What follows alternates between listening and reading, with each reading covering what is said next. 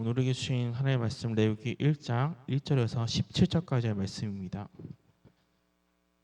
레위기 1장 1절에서 17절까지의 말씀입니다. 우리 같이 한 목소리로 읽도록 하겠습니다.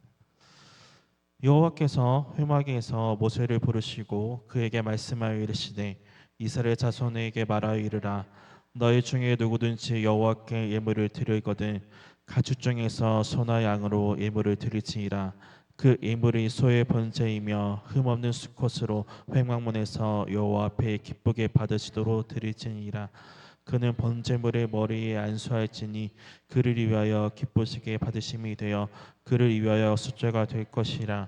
그는 여호와 앞에서 그 소송아지를 잡을 것이요 아론의 자손 제사장들은 그 피를 가져다가 회막문 앞에 제단 사방에 뿌릴 것이며 그는 또 그의 번제물의 가죽을 벗기고 각을 뜰 것이요 제사장 아론의 자손들은 제단 위에 불을 붙이고 불 위에 나무를 버려놓고 아론의 자손 제사장들은 그 뜬 각과 머리와 기름을 제단 위에 불 위에 있는 나무에 버려놓을 것이며 그 내장과 정강이를 물로 씻을 것이요 제사장 그 전부를 제단 위에서 불살라 번제를 드릴지니 이는 화제라. 여호와께 향기로운 냄새니라. 만일 그 예물이 가축대의 양이나 염소의 번제이며 흠없는 수컷으로 드릴지니 그가 제단 북쪽에 여호와 앞에서 그것을 잡을 것이요 아론의 제사장들은 그것의 피를 제단 사방에 뿌릴 것이며 그는 그것에 각을 뜨고 그것의 머리와 그것의 기름을 베어낼 것이요 제사장은 그 대전 위에 불 위에 있는 나무 위에 버려놓을 것이며 그 내장과 그 정강이를 물로 씻을 것이요 제사장은 그 전부를 가져다가 제단 위에서 불살라 번제를 드릴지니 이는 화제라. 여호와께 향기로운 냄새니라. 만일 여호와께 드리는 예물이 새의 번제이며 사암 풀들기나 집비둘기의 새끼로 예물을 드릴 것이요 제사장은 그것을 제단으로 가져다가 그것의 머리를 비틀어 끊고 제단 위에서 불사르고 피는 제단 곁에 흩을 것이며 그것의 모의 주머니와 그 더러운 것은 제거하여 제단 동쪽에 재 버리는 곳에 던지고 또 그 날개의 자리에 그 몸을 찢 때 아주 찢지 말고 제사장이 그것을 제단 위에 불 위에 있는 나무 위에서 불살라 번제를 드릴지니 이는 화제라. 여호와께 향기로운 냄새니라. 아멘. 주님 이 시간 함께 하시고 우리를 인도해 주옵소서. 예수님의 이름으로 기도합니다. 아멘. 오늘 이 시간 레위기 기회에서 한번 영상을 보고 또 레위기 1장을 또 영상으로 또 함께 보도록 하겠습니다. 레위기, 성경의 세 번째 책으로서 노예였던 이스라엘이 출애굽한 직후가 배경입니다. 이때 하나님은 그들을 시내산 앞에 데려와 언약의 관계로 초대하시지만 그들은 금세 반역하여 언약을 깨뜨려 버리죠. 자신의 영광스러운 임재가 이스라엘 가운데 거하길 원하신 하나님은 성막의 형태로 와주셨는데 그들의 죄로 인해 이 관계는 손상되고 맙니다. 그래서 출애굽기 끝부분에 모세가 이스라엘을 대표하여 하나님이 임재하시는 회막으로 들어갈 수조차 없었던 거죠. 레위기는 이런 근본적인 문제를 상기시키며 시작합니다. 여호와께서 회막으로부터 모세를 부르시되, 과연 죄와 이기심으로 가득한 이스라엘이 어떻게 거룩하신 하나님과 화해할 수 있을까요? 이 책에 방법이 있습니다. 자비로운 하나님이 죄로 물든 타락한 백성에게 거룩한 임재 안에 살 방법을 알려주시거든요. 여기서 잠시 하나님은 거룩하시다라는 정말 중요한 개념을 살펴보죠. 이게 이 책을 이해하는 기초거든요. 거룩이라는 말은 구별됨 또는 독특함이라는 의미인데 성경에서 하나님이 모든 것과 구별되시는 이유는 만물의 창조주이자 생명의 주관자라는 특별한 역할 때문입니다. 그러므로 거룩하신 하나님 주변의 공간 역시 거룩한 곳이며 이곳은 하나님의 선함, 생명, 정결, 공의가 넘치죠. 그래서 불의하고 범죄한 이스라엘이 하나님의 거룩한 임재 안에 살려면 거룩해져야 하는 겁니다. 즉, 그들의 죄를 해결해야 하는데 레위기의 역할이 바로 그거죠. 이 책은 매우 놀라운 대칭 구조를 이루고 있습니다. 이스라엘이 하나님의 임재 안에 거할 수 있는 세 가지 방법을 제시하는데요. 맨 앞과 뒤에선 이스라엘이 하나님의 거룩한 임재 가운데 행해야 했던 의식을 설명하고 다음으로 하나님과 이스라엘의 중재자인 제사장의 역할에 초점을 맞춘 후 다음에는 이스라엘의 정결함에 대해 양쪽에서 짝을 이뤄 설명합니다. 그리고 책의 중앙에선 핵심 규례인 속죄일을 소개함으로써 책 전체를 연결하고 마지막은 모세가 백성에게 신실하게 언약을 지키라고 당부하는 짧은 내용으로 끝납니다. 그럼 자세히 살펴보죠. 첫 부분은 이스라엘이 드려야 할 5가지 제사 의식에 대한 설명인데요. 이 중 2가지는 이스라엘 백성이 하나님께 받은 것에 대해 감사의 의미로 되돌려드리는 상징적인 제사이고 나머지 3가지는 하나님께 사죄하는 각기 다른 방법입니다. 이스라엘 백성이 살아있는 동물의 피를 바치며 자기 죄로 인해 하나님의 선한 세상에 더 많은 악과 죽음을 불러왔다고 고백합니다. 그러나 그를 멸하는 대신 용서하길 원하시는 하나님은 상징적으로 동물을 죽게 함으로써 인간을 속죄하십니다. 즉, 죄를 덮어주시는 거죠. 이스라엘 민족은 이러한 제사 의식을 통해 하나님의 은혜와 공의, 그리고 악의 심각성과 결과를 항상 기억했던 겁니다.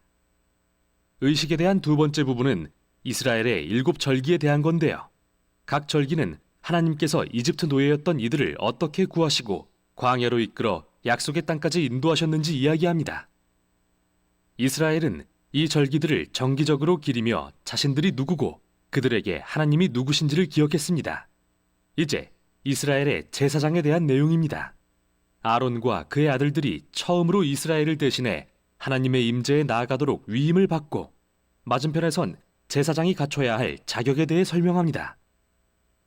제사장은 최고 수준의 도덕성과 의식적 거룩함을 요구받았는데 이는 그들이 하나님 앞에서는 백성을, 백성 앞에서는 하나님을 대표했기 때문이죠. 제사장의 거룩함이 왜 그리 중요한지 살펴보기 위해 앞부분 아론 가족의 위임식 직후로 돌아와 보겠습니다. 그의 2 아들은 하나님의 임재 가운데 지켜야 할 규례를 어긴 벌로 하나님의 거룩한 불에 삼켜 그 자리에서 죽고 마는데요. 하나님의 거룩한 임재 안에 사는 삶에 무시무시한 역설이 아닐 수 없습니다. 그의 거룩하심은 순전한 선이기에 이를 거역하고 모욕하는 자는 위험에 처하게 되기 때문이죠. 그래서 이토록 이스라엘의 제사장과 온 이스라엘 백성의 거룩함이 중요한 건데요. 다음 내용이 이에 대한 설명입니다. 11장부터 15장은 온 이스라엘 백성에게 요구되는 정결 의식을, 18장부터 20장은 도덕적 정결에 대해 설명합니다. 정함과 부정함의 개념에 대해 들여다보죠. 하나님은 거룩하시고 구별된 분이십니다. 그래서 그분의 임재로 들어가려면 이스라엘도 스스로를 거룩하게 해야 하는데 이를 깨끗하거나 정결한 상태라고 부릅니다. 반면 거룩하지 않으면 누구도 하나님의 임재에 접근할 수 없는데 이는 더럽거나 불결한 상태라고 합니다. 이스라엘 백성은 체액과 접촉하거나 피부병이 생기거나 곰팡이나 균을 만지거나 주검을 만짐으로써 부정해졌습니다. 이것들은 모두 죽음, 즉 생명의 상실과 관련이 있는데 여기에 중요한 상징이 담겨 있습니다. 누구라도 죽음과 접촉하면 그것이 전염되어 부정해진다는 말이죠. 죽음이 하나님의 거룩과 반대되는 이유는 그분의 본질이 생명이기 때문이고요. 그러니까 핵심은 부정함은 죄악도 아니고 잘못된 것도 아니라는 겁니다. 이런 것들과 접촉하는 건 일상에서 자연스레 일어나고 부정함도 일시적일 뿐이죠. 1, 2주만 지나면 끝나니까요. 죄악이고 잘못된 것은 바로 이러한 죽음과 부정의 상징들을 몸에 지닌 채 하나님의 임재로 나아가는 겁니다. 그러진 말아야겠죠. 마지막으로 먹으면 부정해지는 동물도 있었는데요. 여기서 유대인의 음식법 코셔가 등장했습니다. 왜 특정 동물을 부정하다고 금하셨는지에 대해서는 의견이 분분합니다. 위생적 차원이다, 문화적 금기다 등 명확한 설명은 없지만 기본적인 요지는 분명한데요. 이처럼 세밀한 문화적 상징을 통해서 이스라엘 백성은 하나님의 거룩하심이 삶의 모든 영역에 영향을 미친다는 걸 기억할 수 있었던 겁니다. 여기에 대칭되는 부분이 이스라엘의 도덕적 정결인데요. 하나님은 이스라엘에게 가나안 민족과 다르게 살라고 요구하셨습니다. 가난한 자를 지나치지 말고 돌봐야 하며 성적으로 매우 순결해야 하며 사회 전반에 정의를 실현해야 한다고 하셨죠. 그리고 책의 중앙에는 이스라엘의 절기인 속죄일이 자세히 소개되는데요.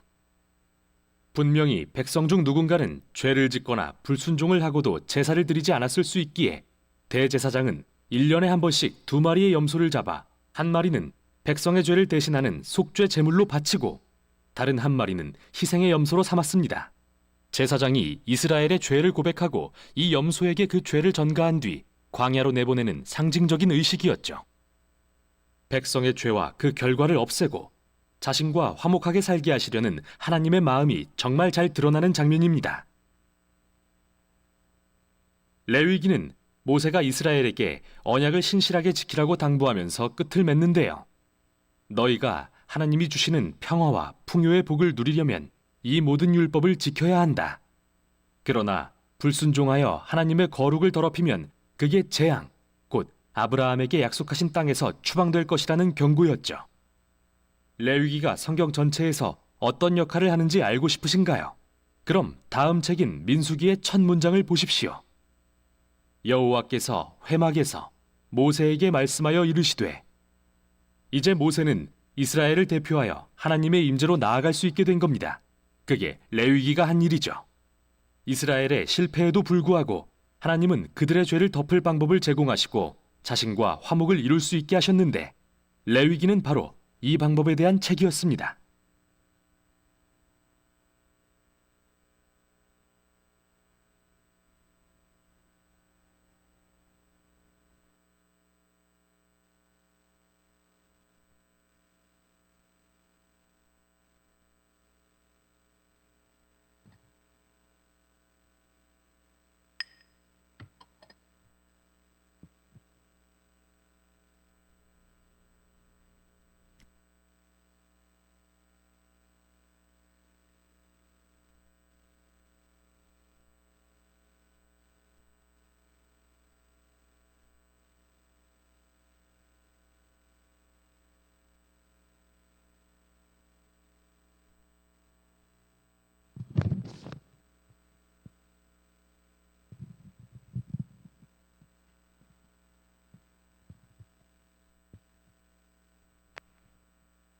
오늘 이제 번제, 구약 5대 제사랑 이제 신약의 제사에 대해서 한번 살펴보고 하자 합니다. 첫 번째로 이제 5대 제사 중에 첫 번째는 바로 번제입니다. 번제는 또다시 하나님께 완전한 헌신을 다짐한다는 표시로 드려졌습니다. 희생제물 전체가 제단 위에 불살라 드리는 제사입니다. 이처럼 하나님과 바른 관계를 회복하고자 하는 과거의 죄에 대한 철저한 청산과 더불어 현재의 미래와 삶에 대해 구체적이고 경건한 계획이 있어야 마땅합니다. 번제는 또한 그리스도와 연결됩니다. 그리스도 하나님의 아들로서 자신을 온전히 헌신하셨고 어저께 자신을 기꺼이 드리신 것이 바로 번제입니다. 또한 번제는 히브리어로 올라라고 합니다. 제물이 모두 태워졌다는 사실을 나타내는 것과 같습니다. 이것은 또한 전번제 혹은 온전한 번제라고 불리우고 있습니다. 레위기 1장과 6장, 8장에서는 묘사된 제물은 수소, 양, 염소, 또 가난한 자들에게는 비둘기가 있습니다. 제물을 드리는 자는 제의 전가를 의미하는 것으로 짐승의 머리에 안수합니다. 그 후에 짐승을 잡았으며 속죄를 위해 그 피를 제단의 풀에 바르고 제단에 뿌렸습니다. 누구든지 번제를 드릴 수 있었지만 정규적인 아침 제사와 저녁 제사는 안식일과 특별한 축제 날에는 다른 제물과 함께 드려야만 했습니다. 또한 번제는 그리스도의 온전한 희생을 예표합니다. 다윗의 메시아 시편 가운데 하나님 시편 40편에서 약속된 하나님의 아들은 내가 주의 뜻 행하기를 즐거우니라고 말씀하고 있습니다. 주님은 죽기까지 아버지의 뜻을 행하기를 즐거워하셨다는 것입니다. 번제의 희생을 위해서는 아무 흠이 없어야 합니다. 아무 흠이 없 그 죄를 온전히 전가할 수 있기 때문입니다. 흠없는 자기를 하나님께 드리셨다. 바로 예수님입니다.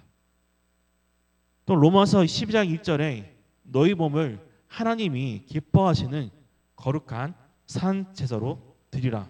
이는 너희의 드릴 영적 예비라고 말하고 있습니다. 레위기에서 있는 제사는 바로 우리 신약의 바로 예배입니다.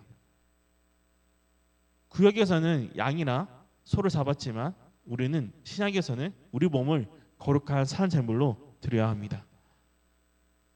는 바로 화목제입니다.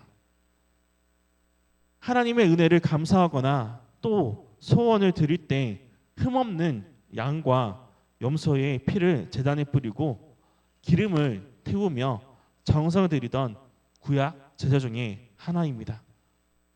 수은제, 사제라고 불립니다. 화목제로 하나님께 바쳐질 희생 제물로는 생활 형편에 따라 세 가지 짐승이 있습니다. 그것은 흠없는 숫소나 암소, 두 번째는 흠없는 수양이나 암양, 또한 흠없는 수염소나 암염소 등입니다. 그런데 주목할 점은 화목제와 경우에 달리 희생 제물로는 비둘기가 허용되지 않다는 것입니다. 번제는 비둘기가 해당되고 화목제는 비둘기가 해당이 안 됩니다. 아마 이것은 화목제의 독특한 특징인 제사 후 공동 시사가 있기 때문입니다. 이제 비둘기는 여럿이 나누기에 부족하죠.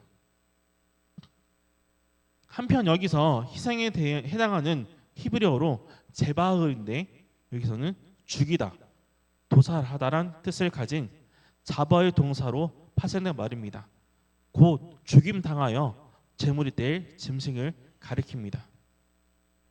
번제나 속건제 등 대부분 제사가 제사이물로서 반드시 수컷만을 요구했던 반면 특별히 화목 제물의 경우에는 암수컷 전혀 구별되지 않고 있습니다. 그 이유는 화목제의 목적이 하나님과 인간의 화해와 교통 그리고 인간 사이의 상호 친밀한 교제를 도모하는 만큼 암컷과 수컷을 구별하지 않습니다. 즉 십자가 상에서 흘리친 그리스도의 보혈로 말미암아 인간이 하나님과 화평을 누리고 또한 그리스도 안에서 상호 은혜와 교통을 나눈 데 남녀 물론 노소, 빈부, 귀천이 수 없다는 것입니다. 그러나 예굽 제사의 경우 암컷을 철저히 금지시킨다고 합니다. 화목제는 그리스도께서 우리 화평과 교제의 근거가 되심을 보여줍니다. 그리스도의 희생이 없었더라면 우리와 하나님 사이에 화평이 있을 수 결코 없습니다. 주 예수님이 그의 십자가의 피로 화평을 이루심으로 우리가 더 이상 외인이나 원수가 아닌 하나님과 화목되게 해주고 하나님의 자녀로 살아갈 수 있습니다. 우리와 하나님 사이에 존재하는 교제가 바로 그리스도가 자신을 화목제로 드린 결과이기 때문입니다. 이 화목제는 번제와 달리 희생 제물 등 각 부분이 제사장을 위한 음식으로 주어졌습니다.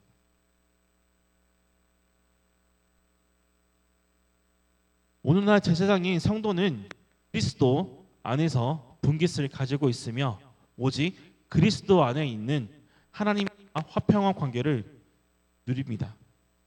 화목제의 독특한 점은 바로 무교병, 누룩 없는 빵과 유교병, 누룩이 든 빵이 함께 드려진다는 것입니다. 여기 나타나 있는 진리는 누룩이 든 빵으로 묘사된 죄인 된 우리가 거룩하신 하나님과 교제할 수 있다는 것입니다. 우리는 지금 죄사함을 받은 죄인이며 또한 잊어서는 안 될 것은 우리가 여전히 거룩하지 않다는 것입니다. 그러나 우리가 기뻐할 수 있는 것은 그리스도께서 화목 제물이 되셨기 때문입니다. 한 개인이 자원한 마음으로 화목제 감사희생을 가져오면 예물을 가져온 사람과 그 희생 제물을 함께 먹게 될 사람에게는 큰 기쁨과 행복한 시간입니다. 또한 그리스도인의 신자들과 신자들 사이에서 존재하게 될 교제의 근거요, 화목한 연합의 시체적인 그림이 바로 예수 그리스도 화목제물입니다. 세 번째는 속죄제입니다. 속죄제는 자신이 저지른 허물에 대하여 하나님께 용서를 비는 의미에서 사람이 부주 중에 지은 죄를 속하기 위하여 드리는 제사입니다. 여러 가지 희생 제사 중에서 또 가장 중요하고 기본적인 것이 바로 속죄제입니다. 속죄제를 드리는 법은 사람의 형편과 처지에 따라 매우 친밀하게 만들어집니다. 히브리서는 예수 그리스도의 죽으심은 우리를 죄에 속한 속죄제 제물로 되셨다는 초점에 맞추고 있습니다. 여호와께서 속죄제를 바치도록 규제한 제물을 지은 자가 누구냐에 따라 크게 네 가지로 나뉘어입니다. 첫 번째, 제사장이 범죄한 경우 흠없는 수송아지를 했고, 두 번째, 이스라엘 전체가 범죄한 경우에도 역시 흠없는 수송아지였으며, 세 번째로는 족장이 범죄할 경우에는 수송아지보다 한두 급 낮은 흠없는 수염소였습니다. 그리고 네 번째, 일반 백성이 범죄한 경우 흠없는 암염소나 어린 암염령으로 속죄 제물로 삼아 바치도록 하였습니다. 평민의 경우 그 힘이 암염소나 암양에 미치지 못할 때는 비둘기 두 마리를 대신 제물로 삼도록 배려했습니다. 그러나 만약 그 형편이 비둘기 새끼에도 미치지 못하는 급빈자의 경우에는 고운 가루 10분의 1을 예발을 바치도록 하였습니다. 비둘기 살 돈이 없지만 고운 가루 예발을 사서 바쳐야 했습니다. 그러나 이 경우는 소재와 때와 달리 기름과 유향을 섞지 않고 또한 반드시 다른 생축을 희생 번제단 위에 함께 올려 불사도록 했습니다. 즉 피 흘린 생축의 생물과 더불어 바치도록 했는데, 이것은 죄를 속한 받기 위해 속죄제를 여러한 경우에도 반드시 피가 필요하다는 것입니다. 우리 죄를 속죄하기 위해서는 피가 필요합니다. 신약 시대의 히브리 기자는 이렇게 말합니다. 피 흘림이 없은즉 죄사함이 없다고 말합니다. 속죄제는 십자가에서 이루신 그리스도의 사역의 죄를 담당하는 면을 강조하고 있습니다. 고린도서 5장에는 하나님이 죄를 알지도 못하신 자로 우리를 대신하여 죄를 삼으신 것은 우리로 하여금 저희 안에서 하나님의 의가 되게 하려 하심이라고 말씀하고 있습니다. 시편 22편에는 내 하나님이여 어찌하여 나를 버리셨나이까 라고 부르짖는 모습에서 그 특징을 볼 수 있습니다. 속죄제에서 우리는 이사 53장에 하나님에게서 맞으며 고난을 당하는, 그리고 고난받는 종의 모습을 보게 됩니다. 우리는 그 고난이 바로 우리의 죄로 인해 그가 하나님에게서 맞으며 벌을 받은 것을 알고 있습니다. 이사야서 53장에 그가 찔림은 우리의 허물을 위함이요 그가 상함은 우리의 죄악을 임함이라. 그리스도의 피로써 우리는 깨끗함을 입었습니다. 네 번째는 바로 속건제입니다. 속건제는 주로 하나님과 이웃에게 해를 끼쳤을 경우 드리는 의무 제사입니다. 어린 순양 한 마리와 감난 기름 0.3리터를 제단 앞에 흔들어 허물을 드리는 속하는 속건제로 나 여호와에게 바친 다음 그 어린 순양은 속죄 제물과 번제물을 잡은 거룩한 곳에서 잡아야 한다. 그리고 그 속건 제물은 매우 거룩함으로 속죄 제물과 마찬가지로 제사장의 몫이라고 설명하고 있습니다. 속건제는 다음과 같은 경우에 드려졌습니다. 첫 번째는 여호와의 성물에 대해서 그릇, 범죄했을 경우, 또한 두 번째는 이웃과 관련 여호와의 금령을 어겼을 경우, 세 번째로는 인간 상호 간에 범죄했을 경우입니다. 속건제를 준비하고 드리는 과정은 속죄제를 드리는 것과 유사하나, 속건제는 범죄한 사람이 완전한 배상을 해야 하며 그 죄로 인해 야기된 상해에서 5분의 1을 더해야 합니다. 즉 희생제물 외에 더 가져왔다는 것입니다. 이 법 아래서는 어떠한 예외나 조정이 있을 수 없습니다.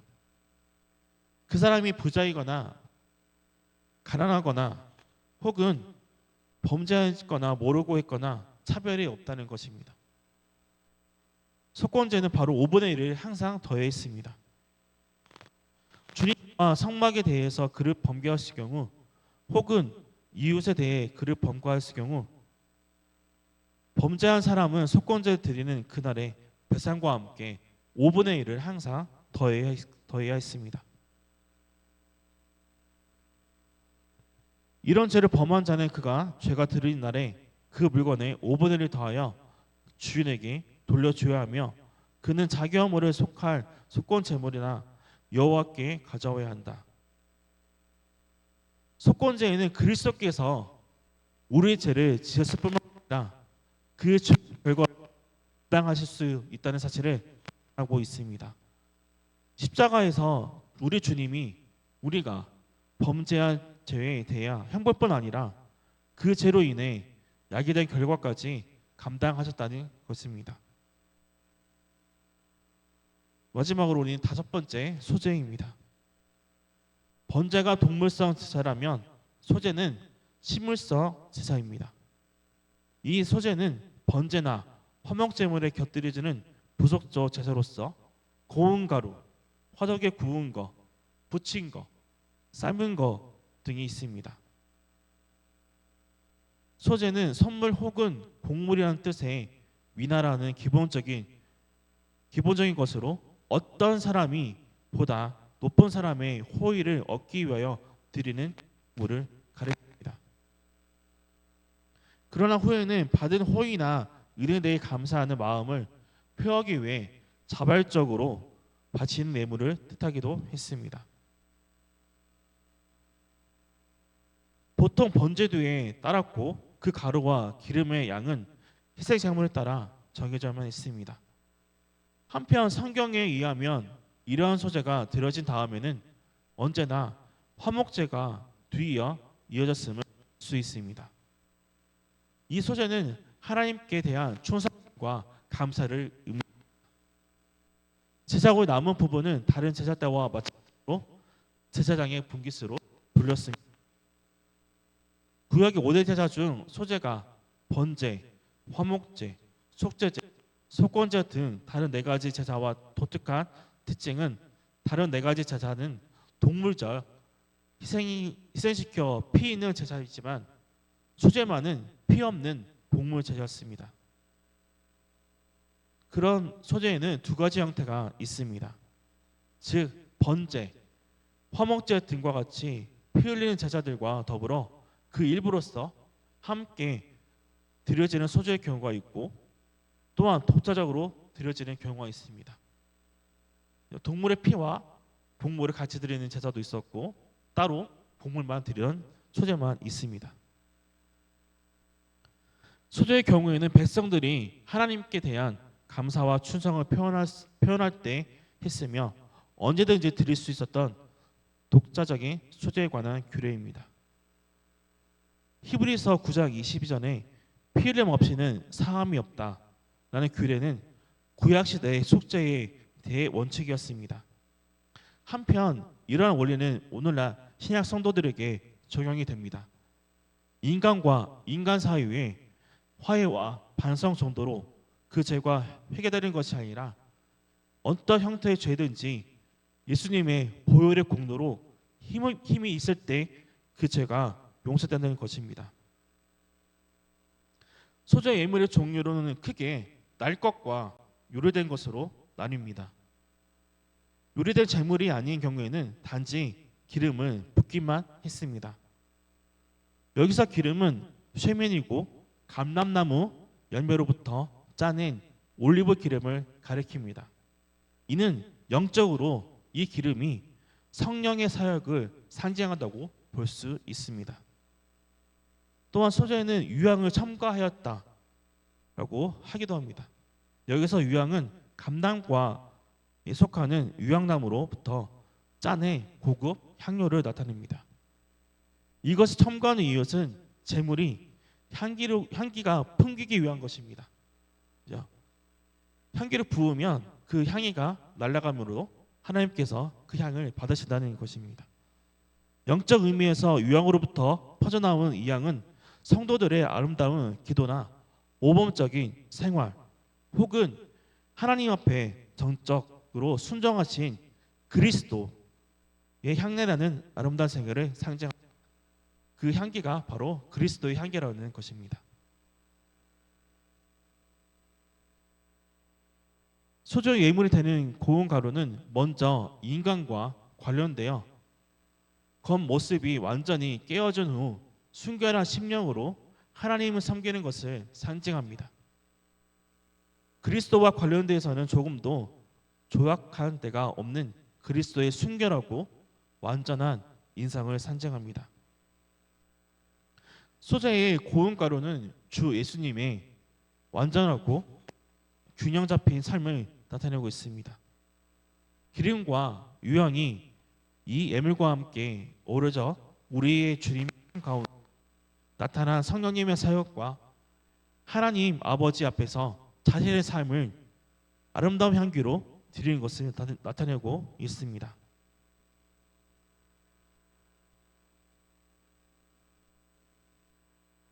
또한 소재는 유일하게 피 없이 드려진 제사였으며 보통 피를 흘리는데 다른 희생 제사와 함께 드려졌습니다. 또한 소재가 준비되었을 때는 누룩을 결코 넣어서는 안 됩니다. 누룩은 성경 전체를 통해 악한 것에 대한 상징으로 사용되었으므로 소재를 다 안에서 불사르기 전에 화덕에 굽는 준비 과정에서 누룩을 넣지 않는 것은 바로 우리 주님이 십자가의 고난을 받으시기 전에 전 생애를 통해 죄가 없이 반드시 고난을 나타내는 것입니다. 또한 구약에서는 5대 제사와 또 4가지 제사의 방법이 있습니다. 첫 번째는 바로 말씀드렸던 화제입니다. 오늘 본문 말씀에도 이것은 화제라고 이야기하고 있습니다. 화제는 히브리어로 이최라고 뜻인데 태움, 불사르입니다. 곧 불사라 드리는 제사입니다. 이것은 번제, 소제, 화목제, 속죄제, 속건제 등 5대 제사 종류와는 달리 제사의 한 종류가 아니라 거제, 요제, 전제 등과 더불어 제사를 드리던 4대 방법 중 하나로서 고대로부터 가장 보편적으로 취했던 제사입니다. 위에 보면 불로 이렇게 태우는 게 화제입니다. 두 번째는 전제입니다. 전제는 붓는다는 것입니다. 일반적으로 술, 포도주를 제물에 뿌리는 제사의 방법으로 하나님을 섬기는 자들의 헌신적인 봉사를 상징합니다. 이러한 전제는 삼봉제를 매일 드리는 제사가 삼봉제입니다. 아침 저녁으로 함께 드려졌고 안식일 제사 때는 또한 드려졌던 것으로 나타내고 있습니다. 세 번째는 요제입니다. 요제는 흔들다는 것입니다. 봉헌한 제물을 두 손으로 받쳐들고 앞뒤로 흔드는 것을 말하며 또한 음식을 식탁 위에 차리는 것을 의미합니다. 요제나 번제나 화목제 또는 소제 등과 같은 제사로 종류가 아니라 화제, 거제, 전제와 같은 제사에 드리는 한 방법입니다. 요제의 반식은 제사장이 제물을 높이 들었다가 내리는 것으로 이런 행위는 하나님께 받는 것을 다시금 제사장이 자신의 양식으로 대받는 것입니다. 인적으로 중요한 예표적인 의미를 지닙니다. 곧 하나님이 그리스도를 성도의 양식으로 주신 사실입니다. 한편 이러한 요제는 치유된 문둥병자의 속건제, 천열매의 곡식, 단, 칠칠절 때 드리는 두 떡덩이 등을 하나님께 바칠 때 사용되었습니다. 거제란 제물의 가슴을 부위에 높이 뒀다가 내리는 제사의 방법으로 그 실제적 영적 의미로는 요제와 동일합니다. 제사가 끝난 후에는 그 거제 제물 중에 오른쪽 넓적 다리가 제사장의 분깃으로 돌려졌습니다. 오늘 5대 제사와 4대 방법에 대해서 알아봤는데 이것은 바로 인간이 하나님과 관계를 회복할 수 있는 방법입니다. 5대 제사와 예수 그리스도에 대해서 한번 살펴보았고 또 예배와 어떻게 연결되는지 다시 한번 정리하고 마치도록 하겠습니다. 첫 번째 번제는 전부를 태우는 제사입니다. 예수 그리스도 자신을 온전히 헌신하셨고 십자가에서 자기 몸 전부를 드리신 것을 나타내는 것입니다. 그리스도의 완전한 희생입니다. 하나님께 예배 드리는 자는 반드시 헌신해야 합니다. 두 번째 소제는 곡식으로 드리는 제사입니다. 순결하고 죄가 없으신 예수 그리스도를 나타내는 것입니다. 하나님께 예배를 드린 자는 거룩하고 순결해야 합니다. 세 번째 화목제는 화목과 친교를 위한 예수 그리스도께서 십자가에서 화목제물이 되심으로 하나님과 우리가 화목했고 이웃과의 관계가 화목하게 되었다는 것을 나타냅니다. 하나님께 예배 드리는 자는 하나님과 이웃의 관계가 화목합니다. 네 번째 속죄제는 속죄를 위해서 드리는 제사입니다. 예수 그리스도께서 우리 죄를 담당하시고 십자가에서 죽으신 것을 나타내는 것입니다. 하나님께 예배 드리는 자는 자기 자신 죄를 의지하여 회개해야 합니다. 다섯 번째 속건제는 대상에 따르는 제사입니다. 예수 그리스도께서 우리의 죄값을 지불하신 것을 나타냅니다. 하나님께 예배를 드리는 자는 자기를 부인하고 통회해야 합니다. 예수 그리스도께서 대제사장이 되셔서 십자가에서 구약의 5대 제사를 완전히 이루셨습니다. 따라서 우리는 예수 그리스도를 통해서 하나님과 관계를 회복할 수 있던 것입니다. 이것을 오늘 우리의 예배에 적용시키기 위해서는 속건제, 속죄제, 화목제, 소제, 번제의 순서가 되어야 할 것입니다. 하나님 앞에서 죄를 용서받고 화목하게 되고 순결함과 거룩함으로 헌신하는 예배가 되어야 합니다. 우리가 온전히 우리의 몸을 완전히 드리고 한 제물로 하나님께 바쳐지기 원합니다. 또 언제 어디서나 하나님을 예배하고 하나님을 찬양하는 우리가 되기를 소망합니다. 함께 기도하겠습니다. 하나님 아버지 감사합니다. 오늘 구약 5대 제사와 4대 방법에 대해서